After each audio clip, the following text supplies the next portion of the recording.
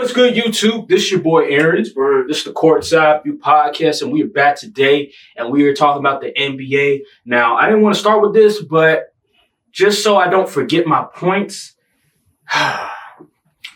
we talked last week about the face of the NBA, right? And we said that it's not just given to you. You have to earn it. And the people that don't want to be the face of the NBA, that's not your choice. It just happens. Well, this past week, there has been discussions about the face of the NBA. First thing I heard was from Shannon Fry, where he mentioned that pretty much comparison is the thief of joy. And when we look at these players, they're constantly getting compared to the previous generation, and it's hurting the game. And that's when this whole thing about, I think Ant-Man talked about not being the face of the NBA. And then Stephen A reacted to it saying he's wrong, hoping that Ant didn't mean it, telling Shannon Fry that he's wrong. And then a couple days later, LeBron James, after a game, I think it was against it was a Thursday game. They faced who did we face? Was it the Nuggets? No. It was Thursday game. Regardless, it doesn't matter who we faced. We won the game regardless. So the Timberwolves. Timberwolves. Because remember. Was it the Mavs? It was the Timberwolves. It was the Timberwolves. Because remember, he was responding to what Ant said about not wanting to be the face of the NBA. So it was the Timberwolves. And LeBron James, he said that, why do you want to be the face of the league when all the people that cover our game and talk about our game on a day-to-day basis shit on everybody? And so after that, next morning, Stephen A, as we know, everybody knew this was going to happen, responded and pretty much put the boat of the blame on the players and not on the media, him and the media itself. Pretty much saying that, hey, all we're doing is covering the game. We haven't changed our criteria of how we judge these players. We're just calling it how we see it, pretty much. I'm paraphrasing. And he just didn't take any accountability at all. He believes that most of the blame is on the players, and he believes that a lot of the people that are just insulting, not being fair in their criticism toward these players are people on Twitter, people on social media, people that are not in the media sphere. And then he also uses saying that, well, former players are also on these platforms talking as well. So you're going to pretty much saying like, well, we also have former players that are on these platforms. So what are you going to do now? Like, are you going to criticize them as well? They're calling it how they see it as well. So it's not just the media, it's former players saying this. Here's my thing. Because, and then afterwards, LeBron responded on a Twitter thread, and he said, the first one, he said, exactly made my point. But anyways, happy this convo has started. It ain't about face of the game. It ain't about one person or one show. It's about the culture of basketball, the most beautiful game in the world. Our game has never been better. Incredible young stars. Even that can be discussed in a way that's not to bring finality to that player's game, but to leave room to see how that player responds. And let's watch the journey of that player. And then this last post, this ain't about me either. At this point, I don't really care what's said about me. It's always something. This is about the impact the negativity is having on our beautiful game and our fans. I know I speak for a lot of players and, more importantly, a hell of a lot of great fans that truly love and celebrate the sport around the world. It's funny that he used the hashtag Mind the Game, because Stephen A was also critical of LeBron and JJ Redick for having that podcast during the season when, Darvin Ham's job was on the line. When we all know all he was doing was just talking about the game. Like, what's wrong with him talking about the game? He thinks it was like this behind the scenes sort of strategy scheme to try to get Darvin Ham fired and stuff like that. But anywho, thoughts, my thoughts, and then I'll let you talk. It baffles me that Stephen A continues to not just look at himself in the mirror. and hold himself accountable. Because we have to remember, I'll say this. I have watched First Take for over 10 years. I remember I first watched it in 2014. This was the year Stephen Curry, the Warriors, they won the championship. And I can tell you from then on to now what I've seen, and that is so many times where I will watch and he would compare a player to a past player. They say, oh my God, that was MJ-like. Oh my God, Luka Doncic reminds me of Larry Bird. All these different comparisons of players, and it felt like every other day they were comparing this player to a previous player. And that's fine if it was just every once in a while, but it's all the time. And it feels like we build these players up, and then when they make a mistake, we tear them down. And it's all the time. Ant-Man, all these dudes, every single time, we just tear them down when we build them up. It just blows my mind. It's like, can we allow them to grow? Can we allow them to succeed before we give them comparison after comparison to Michael Jordan, to Larry Bird, to Magic Johnson? Ben Simmons was being compared to Magic Johnson, and he didn't do squat. Remember Colin Cowherd, yeah, hey, man. LeBron, Ben Simmons is here. He hasn't won a ring. Like, what are we talking about? He hasn't won a ring. And then check this out. When we compare it to the NFL, right? Patrick Mahomes, yes, his first year starting, he was phenomenal. He was getting compared to Aaron Rodgers. But it wasn't every single day we were comparing this man to Aaron Rodgers. And he wasn't getting compared to Tom Brady until after he won. 3 rings. Yeah, man. Like, after he won, that's when he started getting compared to Tom Brady, because we look at how he started, the trajectory and everything like that. We're not even getting to that point. We comparing them. They've been in the league for 2 years, sometimes 1. And we already give them the MJ, the Magic, the Larry Bird comparison. I'm like, can we calm down? Can we give these players time to, like, just win, get acclimated into the league before we compare them to these all-time great players? I just think it's unfair. Victor Wembanyama, I think it's unfair. Yeah, his talent is amazing, but I see a guy like Chris Broussard saying that if he has a career like Hakeem Olajuwon, KD, that's a disappointment. It's just like, what we doing, man? Like, can we just allow them to grow? And I feel like Stephen A. he doesn't truly understand the influence he has had towards just NBA discussion in general. And also, it's not even just Stephen A. Skip Bayless, Charles Barkley. We can't just put the brunt of the blame on Stephen A. Smith. It was Skip and it was Charles Barkley. Charles Barkley represents the former players that feel emboldened that they can say whatever they want to say on television and not be penalized for it. Just because you played the game doesn't mean you're allowed to say anything. Doesn't mean you're allowed to hate a player because you played against them or you don't like how they play. So now you can just hate on them and not give real constructive criticism. And I believe Charles Barkley has enabled players to do that, former players to do that. And that has really hurt the game.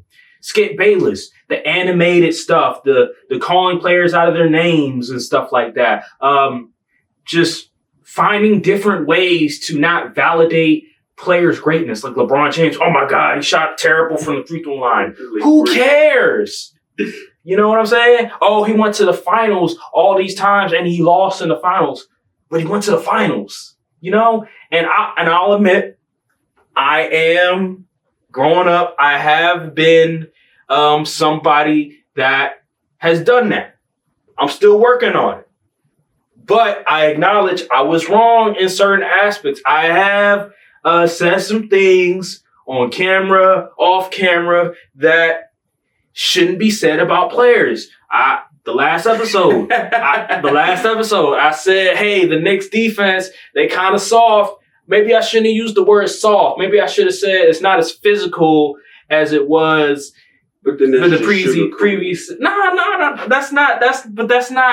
I feel like saying they're not as physical as they were last year is a better way of explaining it compared to soft, because I feel like soft is such a derogatory word to use when describing basketball players, because at the end of the day, they are trying, they are putting, the work in. I just think that, we have to be careful in the words that we use, because in this day and age, you see it now in the way that people are labeling these players is hurting the game. And I think Stephen A. Smith, he is a part of that. And he needs to acknowledge that. And you know why he's not acknowledging it? Is because if he acknowledges it, he is pretty much saying that, what me and Skip did was not good for the coverage of the league at all. So if he acknowledges that he was a part of the problem, it's going to hurt his legacy as a journalist, as a media person, as a media personality. So he's not going to ever acknowledge that. So that's just my thoughts. Okay. What is your thoughts on just the whole situation? LeBron's comments, Stephen A's comments, LeBron responding again. Where are you on this? Where to start? First, I'm going to say, LeBron, you've hit the nail on the head in regards to this topic.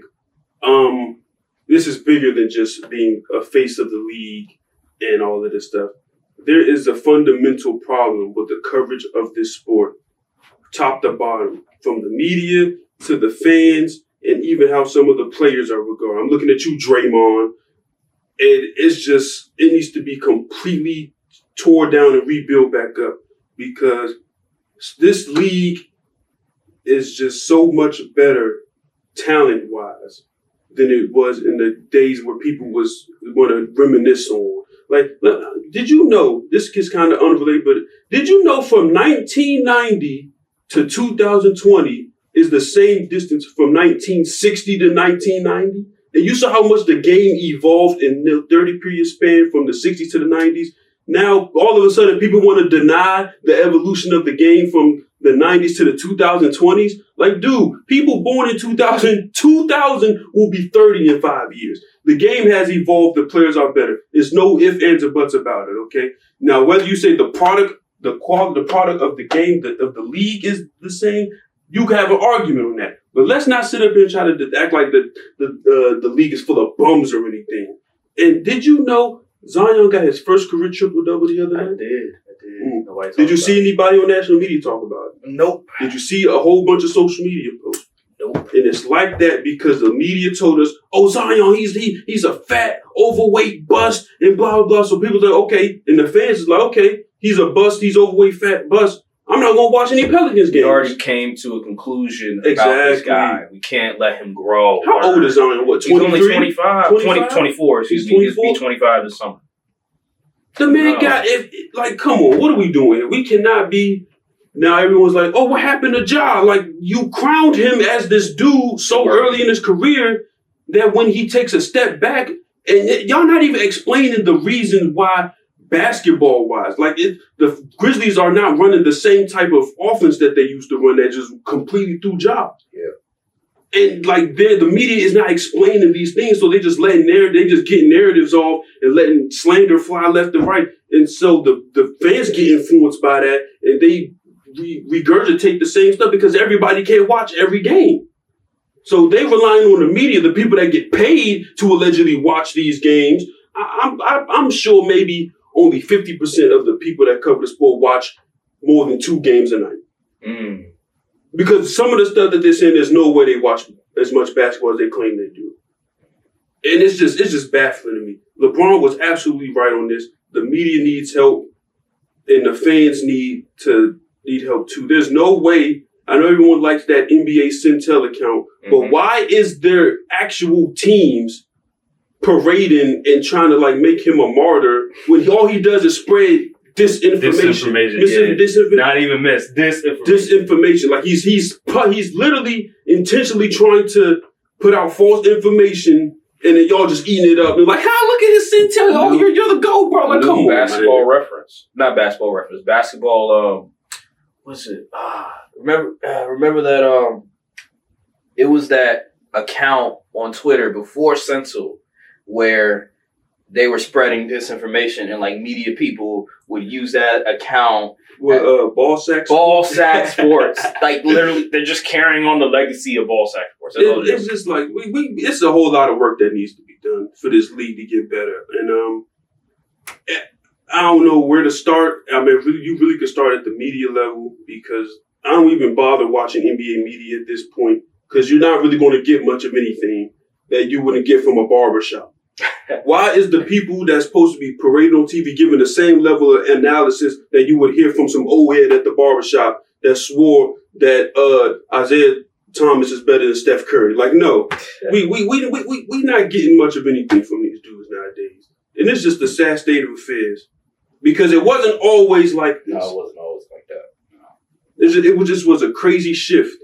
Very crazy shit. And it's because like we went into a wormhole in like 2020 when the pandemic happened.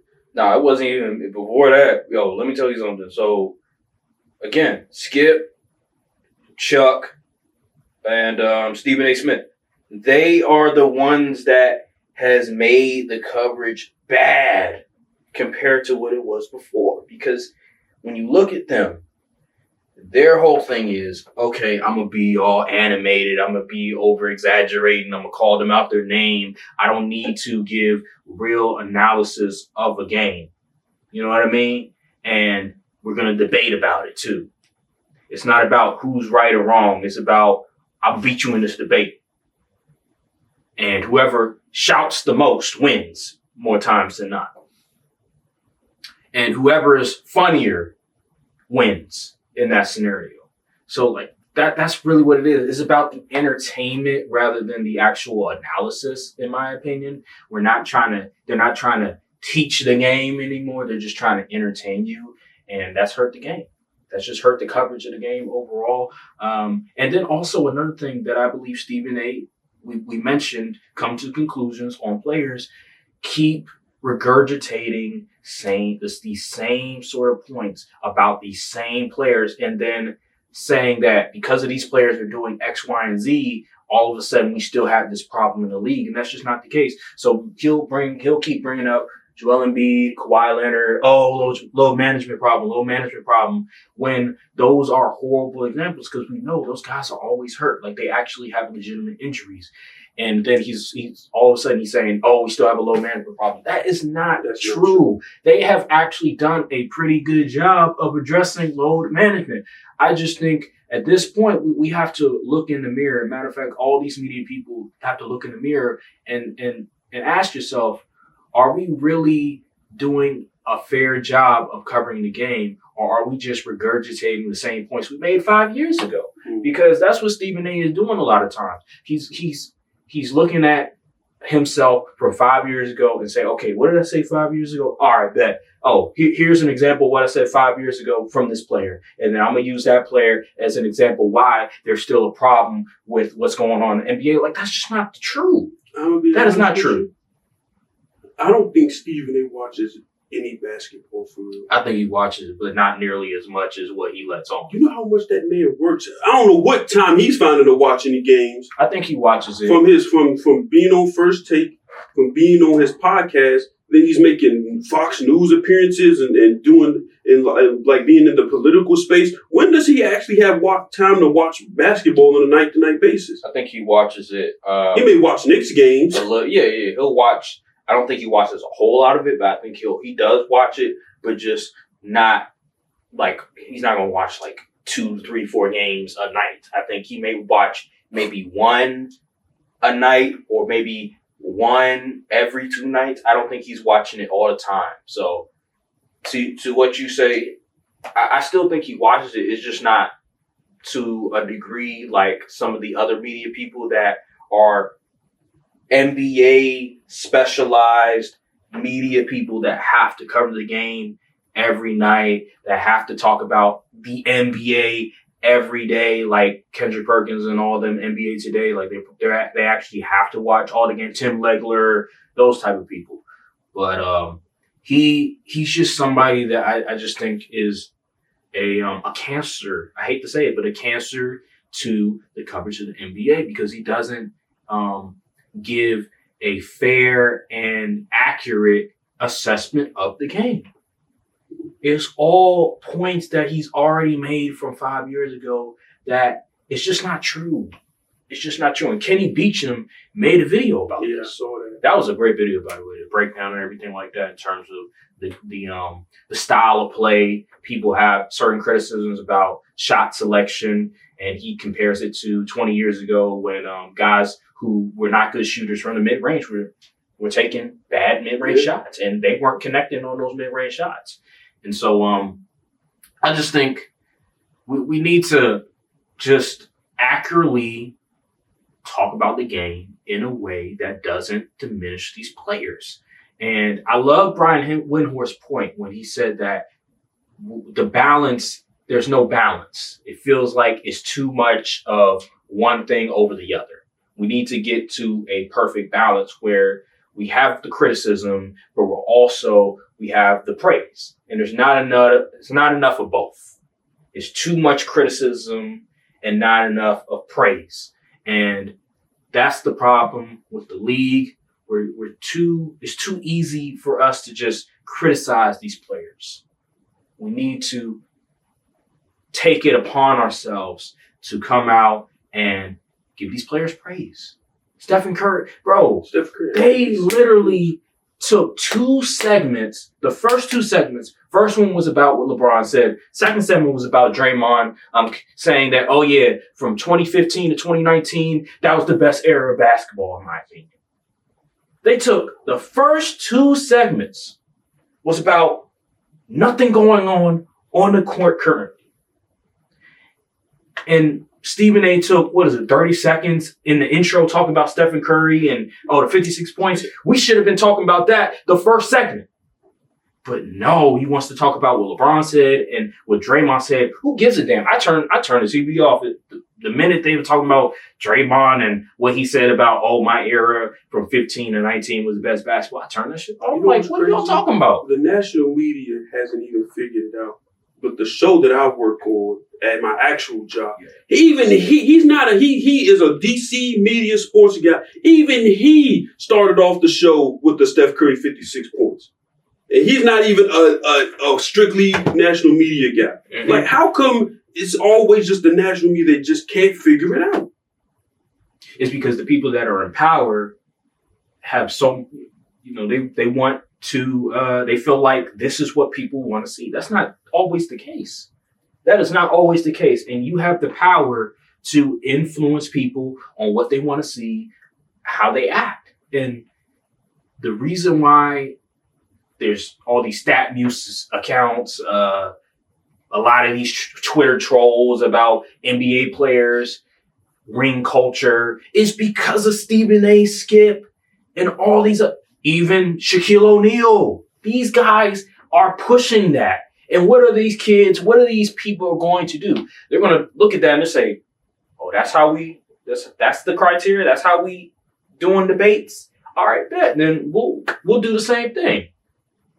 And that's why it's so much toxicity when it comes to these conversations. Because when you look at, you mentioned John Morant, and we'll close it on this. When you mentioned John Morant and how he's not what he once was compared to 2 years ago, 2023. His numbers went down, the efficiency went down, and partly it's because of just the style. He's not playing as much minute, and the style of the offense has changed. It's not as much of a pick and roll type offense. It's more of you're moving the ball, dribble penetration type of offense. So I compare that to, like, let's say Jalen Hurts. Remember, 2022, Jalen Hurts, MVP candidate, top 2 MVP candidate, putting up amazing numbers. Yeah. This year, they're still winning. He just doesn't have the numbers. Mm-hmm. And what do people say? Like, people aren't just coming out, man, Jalen Hurts washed. Like, people like Jalen Hurts, he a game manager and stuff. But we're not all of a sudden going to just say, well, this is the end of Jalen Hurts. Like, he's not going to get better. I'm not going to watch the Eagles anymore. And even if that was the narrative, there would be at least one guy that's in, like, the national media that would provide context on what is actually going on the field. Now, the NBA media, they just leave people to drown. They won't even throw them a life raft.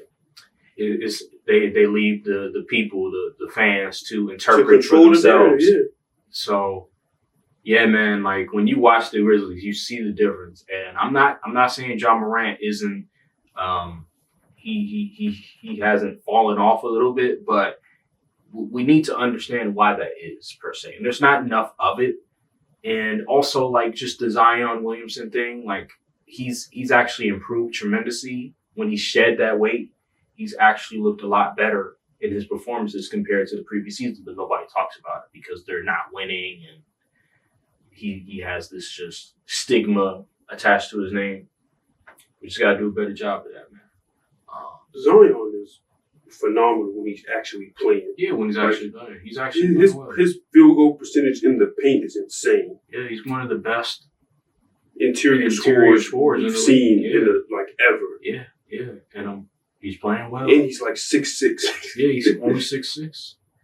But no, he's fat and overweight, so we can't talk about him. And screw the Pelicans. Like, this is the problem. And then the hypocrisy of it all, and then, I know we'll end it on this, but the hypocrisy of it all is that these media people, Stephen A. and other people involved that say, oh my God, load management, these players, they try to find any excuse not to play. Well, when a guy like a Paul George, somebody like that who, the team is not winning as much, let's say. When they say, hey, I'm still going to compete. Yeah, I want to clown him. I'm still going to win. All of a sudden, they're going to say, nah, you need to sit out. Nah, you need to just sit out for the rest of the season so they can tank. I'm like, what do you want it to be? Like, you can't have it both ways. You can't say, man, these players, they find any excuse in the world to sit out. But then when a player says, you know what, I still want to compete. We're not winning right now, but I'm still playing as many games as possible. Why would you criticize him on that? Why would you say, nah, we need, man, let him sit out for the rest of the year? You can't have it both ways, man. I feel like it's just so hypocritical of the media to do that. Yeah. Why would, now you're cheating the fan. Like, the whole point, you were saying, oh, they're cheating the fan, but when he's not trying to cheat the fan, you get critical of it. It's just like, it just blows my mind, man. It blows my mind. It really does. Truly baffling. All right. Well, we'll end it on that. Just let me be me.